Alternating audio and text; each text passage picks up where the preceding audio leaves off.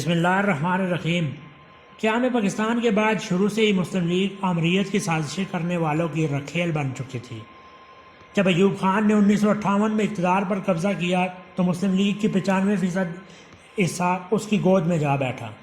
1977 میں بھٹو کے خلاف جب PNA نے مولانا مفتی محمود صاحب کی صدارت میں جو تحریک چلائی اس میں 80% حصہ دار مسلم لیگ ہی تھی۔ مارشل لا لگا کر جنرل ضیاء نے جو 25 رکنی کابینہ بنائی اس میں بھی سب سے بڑا حصہ مسلم لیگ کو دیا گیا۔ ضیاء دور میں نواز شریف کو سیاست میں لا کر پہلے صوبائی وزارت پھر وزارت اعلیٰ دی گئی، پھر مسلم لیگ کے صدر جنیجو کے خلاف اس سے بغاوت کروائی گئی۔ IJI میں مسلم لیگ 80% حصہ دار تھی جسے ایجنسیز نے لانچ کیا اور نواز شریف کو اقتدار تک پہنچایا۔ 1999 میں نواز شریف صاحب ایک اور جنرل پرویز مشرف کے ساتھ ڈیل کر کے ملک سے سعودیہ بھاگ گئے۔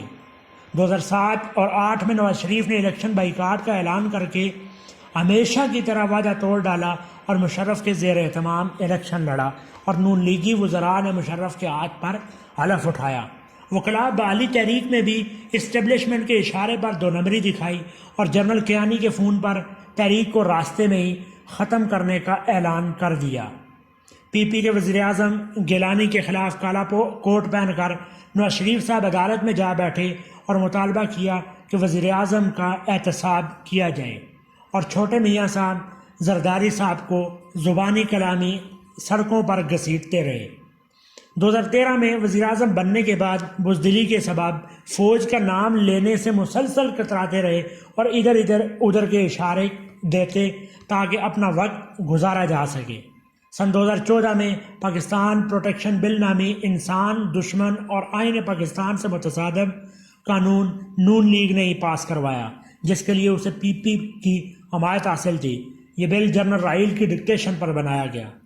جب پاناما ہوا تو میاں صاحب پارلیمنٹ میں 1 سال تک TOR بنوا کر خود کو کلیئر کروانے یا فہرست میں موجود جرنیلوں پر گرفت کی بجائے ٹال مٹول سے کام لیتے رہے۔ پاناما اسکینڈل پر پہلے کہتے رہے کہ ملک میں عدالتیں موجود نہیں ہیں، اور جب لوگ عدالتوں میں گئے تو معترض ہو گئے۔ اقتدار سے بے دخلی ہوئی تو میاں صاحب اینٹی اسٹیبلشمنٹ بن گئے، لیکن اب بھی جرنیلوں کا کھل کر نام لینے کی بجائے اشارتاً خلائی مخلوق کہہ کر چی گویرا بننے کی کوشش کرتے ہیں۔ نون لیگ اس کے بعد بھی 1 سال مزید حکومت میں رہی، مگر بجائے پاناما اسکینڈل کے باقی لوگوں کو کٹہرے میں لانے کے رونا ڈالے رکھا کہ ان کو بھی کوئی دوسرا ہی کٹہرے میں لائے۔ جب اسٹیبلشمنٹ کو منور حسن صاحب نے للکارا تو میاں صاحب وزیر اعظم تھے، لیکن آرام ہے جو امیر جماعت یا جماعت کے حق میں کوئی اشارتاً بھی بات کی ہو، کیونکہ جنرل رائل کی ناراضگی کا خوف تھا۔ بنگلہ دیش میں پرو پاکستانی لوگ پھانسی چڑھتے رہے اور میاں صاحب نے بطور وزیر اعظم پاکستان چوں چراں تک نہیں کی، کیونکہ اسٹیبلشمنٹ کا اشارہ یہی تھا کہ خاموشی رکھنی ہے۔ سن 2018 کے الیکشن کے فوری بعد جب مولانا فضل الرحمان صاحب نے حلف نہ لینے کی بات کی تو نواز شریف صاحب کی ہدایت پر شہباز شریف نے مولانا کی تجویز کو رد کر دیا تاکہ جرنیل خفا نہ ہوں۔